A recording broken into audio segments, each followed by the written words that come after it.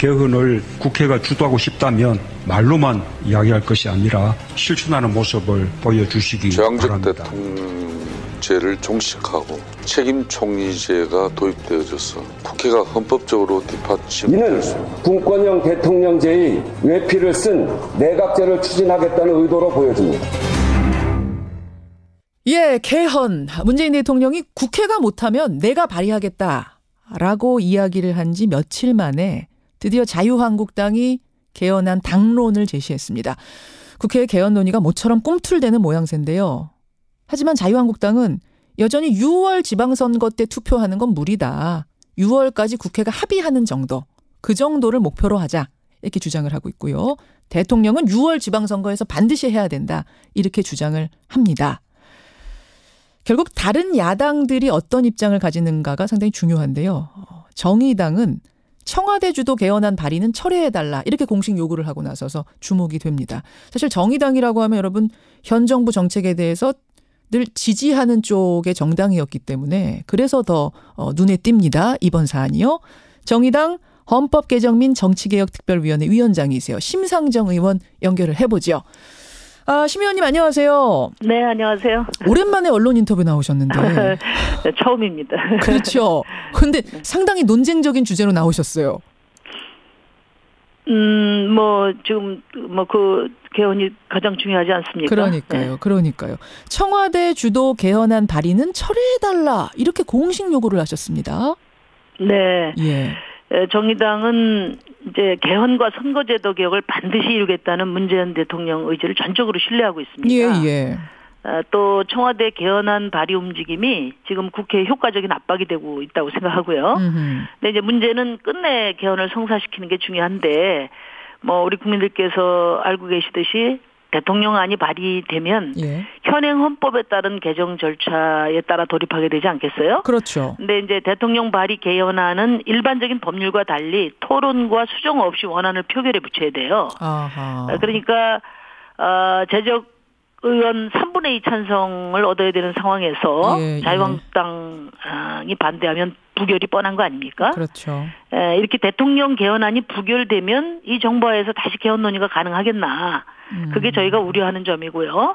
그래서 대통령 입장을 전적으로 공감하지만은 어쨌든 어렵더라도 여야가 합의해서 문재인 정부 하에서 개헌이 성사되는 방법을 찾아보자 그런 취지입니다. 이렇게 대통령이 발의한다고 한들 자유한국당 116석 자유한국당에서 막혀버리면 이 개헌안은 물거품이 되는 건데 그렇게 한번 물거품이 되고 나면은 그야말로 추동력 다 잃어버리면서 개헌 얘기는 쑥 들어가 버릴 거다 이런 말씀. 그게 걱정된다. 네네. 그러면 결국은 시기 문제네요. 6월 13일에 투표하는 걸 못 박지 말아달라는 요청.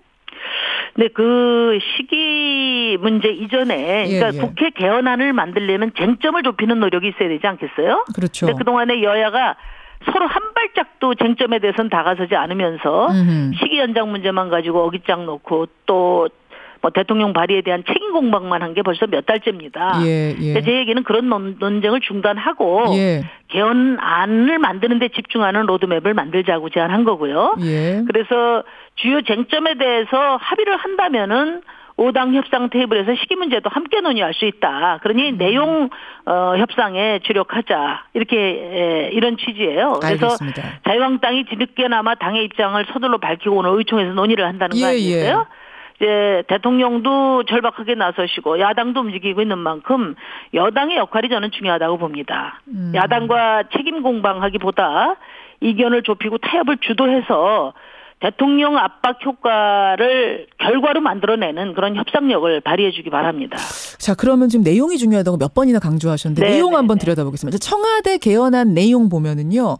4년 연임제, 대통령 4년 연임제를 주장하고 있습니다. 여기에 대해서는 어떻게 생각하세요?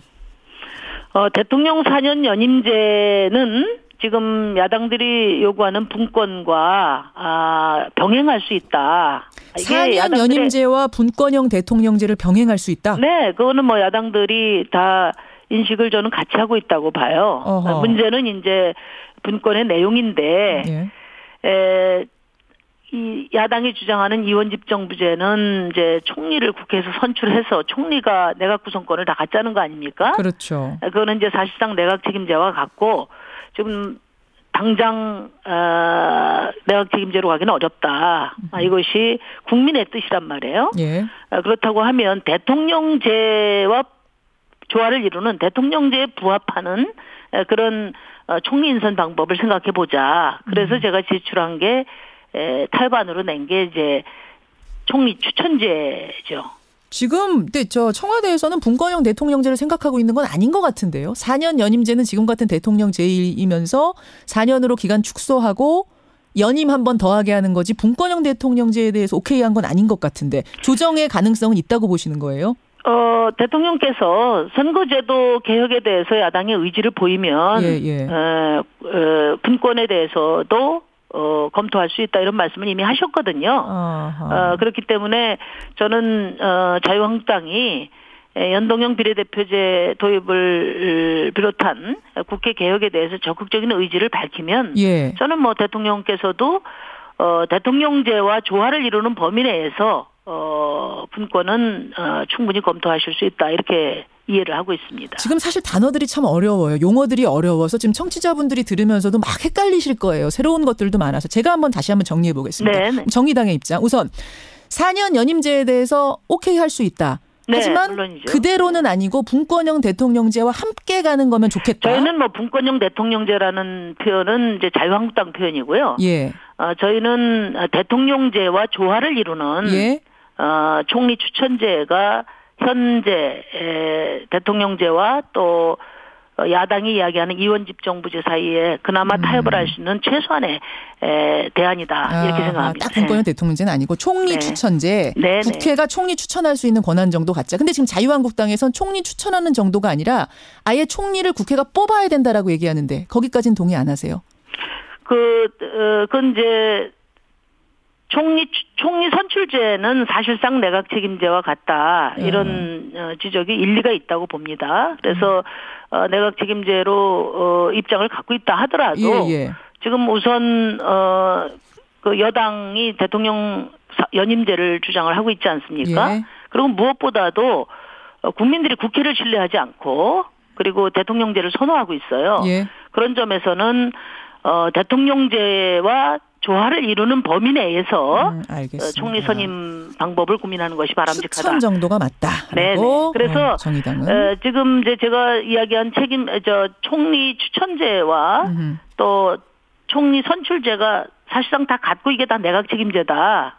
이렇게 여권에서 이야기하는 것은 저는 그 지나친 왜곡이라고 생각합니다. 추천하고 뽑는 거는 엄연히 다르다라는 말씀. 그렇죠. 왜냐하면 대통령 여당이나 또는 여당이 구성한 국회 다수파에서 추천하는 총리를 대통령이 임명하고 또 그 총리가 제청하는 장관을 대통령이 임명하는 것과 대통령과 전혀 상관없이 국회에서 총리 선출하고 총리가 내각을 다 선임하는 것과 어떻게 같을 수 있습니까? 여기까지 얘기는 이제 권력 구조에 대한 얘기고요. 아니, 거기서 이제 한 가지만 더 말씀드리면 지금 이제 여야가 대체로 공감대를 이룬 것이 대통령 결선 투표제예요. 이제 총리 추천제는 대통령 결선 투표제가 실현이 되면 자연스럽게 이어지는 그런 절차를 제도화한 것이라고 이렇게 이해하면 됩니다. 알겠습니다. 사실 제가 지금 선거제도 개편 얘기가 사실은 더 정의당에서는 중요하게 생각하는 문제이기 때문에 그 이야기로 얼른 넘어가려고 하는데 대통령제 손보는 문제가 한 줄기라면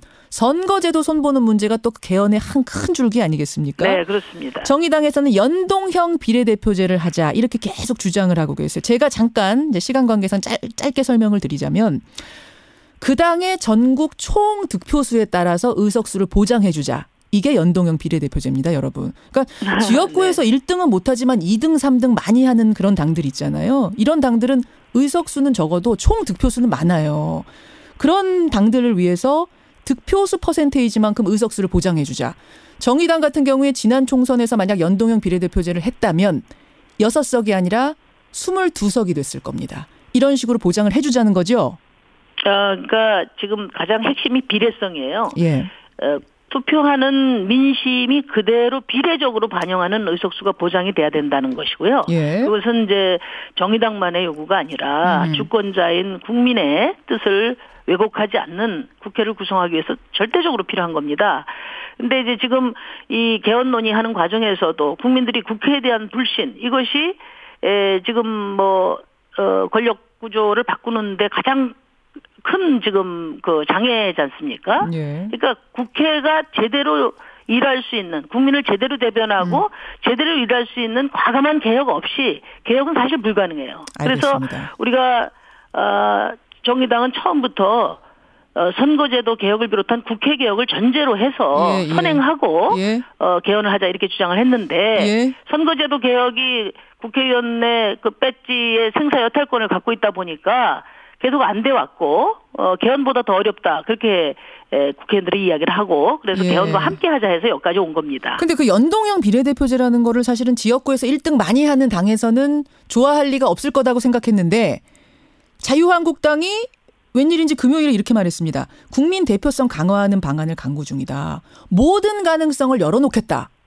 네. 연동형 비례대표제도 받을 수 있는 것 같은 뉘앙스로 지금 얘기를 했어요. 그래서 네네. 만약 한국당의 연동형 비례대표제, 이거 정의당이 주장하고 지금 민주평화당도 주장하는 이걸 받는다면 함께 이 개헌 문제에 대해서 연대 형식으로 갈 생각도 있으신 겁니까? 저희는 개헌과 선거제도 개혁을 어떻게든 성사시키는 일이 중요하고요. 어떻게든? 그러려면은 예. 여당과도 연대해야 되고 야당과도 연대해야 됩니다. 말하자면 원내 5당이 합의를 할 때만이 성사될 수 있다. 예. 그런 생각을 가지고 비록 규모는 작지만 여당과 또 자유한국당을 비롯한 야당 사이에서 예. 어떻게든지 이견을 좁히고 타협안을 도출하는데 최선을 다하고 있습니다. 그럼 연동형 비례대표제를 한국당이 확실히 받는다면 개헌 국민투표 시기도 한국당 원하는 9월, 10월 정도로 합의해 줄 수 있다? 연동형 비례대표제에 대해서 흔쾌히 받으면은 예. 여권에서도 권력구조 문제에 대해서 전향적인 안을 내놓을 테고요. 어허. 그렇게 해서 국회 안이 조속히 마련이 되면은 시기 문제는 부차적인 문제가 될 거라고 봐요. 6월 안에 국민투표를 할 수도 원래 약속한 대로 6월 13일 날 국민투표를 병행할 수 있을 정도로. 근데 그 한국당이 그건 아니라고 이미 말을 되죠. 해버려서요. 시기는 아니 그러니까 그 문제는 일단은 예. 개헌할 의지가 있는지 또 연동형 비례대표제에서 확실히 받겠다는 의지를 표명을 하면 예. 자연스럽게 국회 5당 협상 테이블에서 시기 문제도 일괄 논의가 가능하다. 이런 알겠습니다. 생각입니다. 알겠습니다. 여기까지 네. 입장 확인하죠. 심상정 전 대표님 고맙습니다. 네, 감사합니다. 정의당 심상정 의원이었습니다.